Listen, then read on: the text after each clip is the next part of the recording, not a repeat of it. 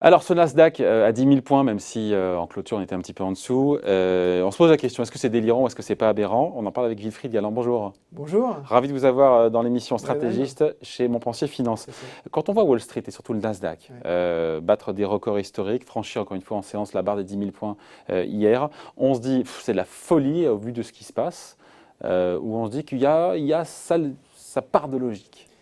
Alors, moi je trouve qu'effectivement les marchés ne sont pas du tout aberrants, ils répondent à des stimuli, très clairement.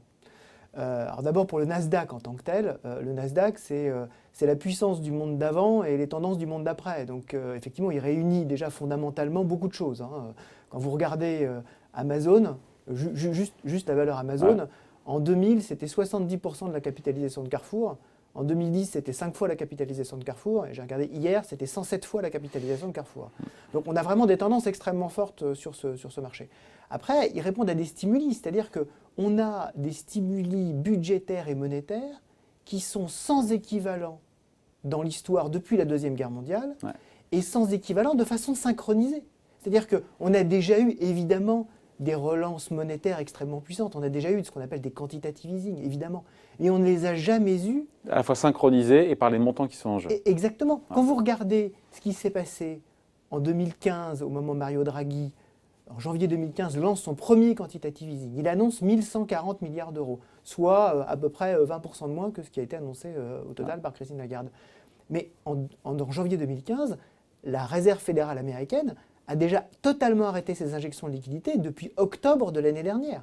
Donc on n'est pas du tout dans cette situation-là. Donc là, on a effectivement des injections extrêmement fortes de liquidités sur les marchés, directement dans le système financier, et donc qui vont directement alimenter la hausse des marchés, d'autant plus sur les marchés américains. Les marchés américains se financent, les entreprises américaines se financent beaucoup par les marchés.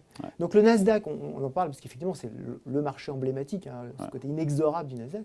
Le Nasdaq, vous avez beaucoup de petites entreprises, vous avez un quart de biotech. On parle beaucoup de la technologie, vous avez un quart de biotech. Et donc, effectivement, quand vous avez de l'argent qui se déverse de façon extrêmement rapide, extrêmement violente, et donc qui rend tous les projets rentables, d'une certaine façon, vous vous financez très facilement. Donc vous êtes confortable, Wilfried Galland, avec de voir un Nasdaq à 10 000 points, ou ça vous met quand même mal à l'aise, même si ça s'explique par tout l'argent qui était déversé par les gouvernements et par les banques centrales? Je trouve qu'il y a des raisons fondamentales à ça. Après, ce qui est certain, c'est que ça rend la situation évidemment beaucoup plus fragile. Plus le marché monte, plus vous tirez des trades sur l'avenir.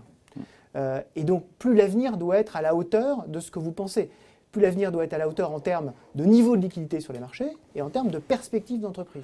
Donc, là, effectivement, si jamais on a par exemple, je prends l'exemple qu'on a eu, souvenez-vous, ça paraît très très loin maintenant, mais décembre 2018.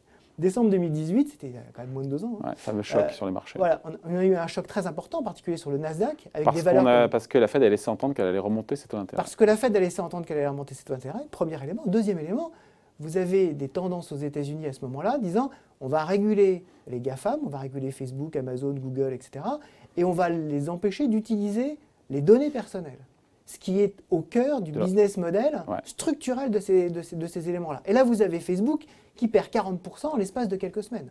Parce que fondamentalement, là, le business model pourrait changer. Donc, effectivement, la fragilité de ce marché est plus important, mais il y a effectivement des tendances qui sont très très lourdes et qui sont à l'œuvre. Après, encore une fois, quand je dis mal à l'aise, c'est que d'un côté, on a Wall Street qui est au zénith, et de l'autre, on a quand même la pire crise ever pour tout le monde, mais aussi pour les Américains. C'est là où ça met mal à l'aise.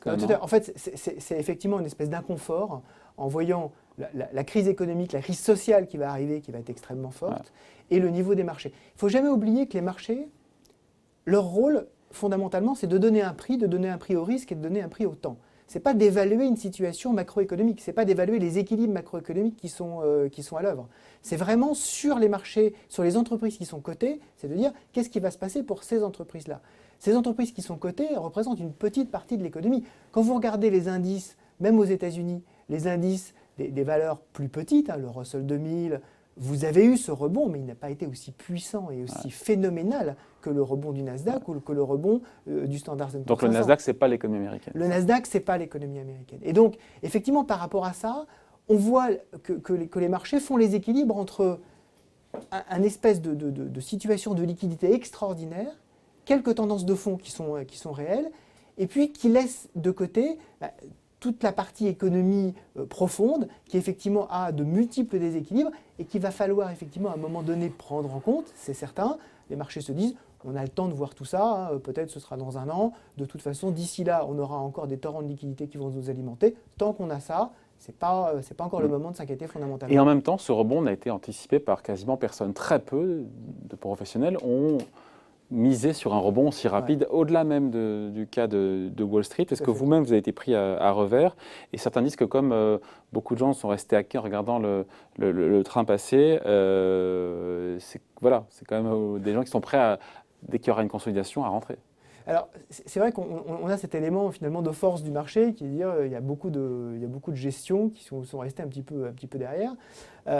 Moi, ce qui m'a beaucoup surpris, c'est que les marchés ont réagi extrêmement rapidement à des stimulus aussi épidémiologiques. C'est-à-dire qu'on est rentré assez vite dans un état d'esprit beaucoup plus positif, qui a permis justement de prendre en compte ces torrents de liquidités, que ce soit monétaires, budgétaires, qui étaient en train d'être déversés. D'un seul coup, on s'est rendu compte que l'épidémie était peut-être en train d'aller gentiment vers, non pas une disparition, mais en tout cas vers quelque chose de beaucoup plus gérable que ce qu'on pensait à l'origine. Et cet aspect épidémiologique a permis effectivement de faire rebondir les choses. Nous, effectivement, dans nos allocations, on est resté dans un premier temps très ancré sur les entreprises qui fondamentalement à la fois faisaient de la croissance, faisaient du profit, et progressivement on a été plus vers de l'équilibre, plus vers des valeurs cycliques. Mais ce qu'on croit fondamentalement, c'est que les entreprises savent s'adapter, y compris à des environnements très compliqués.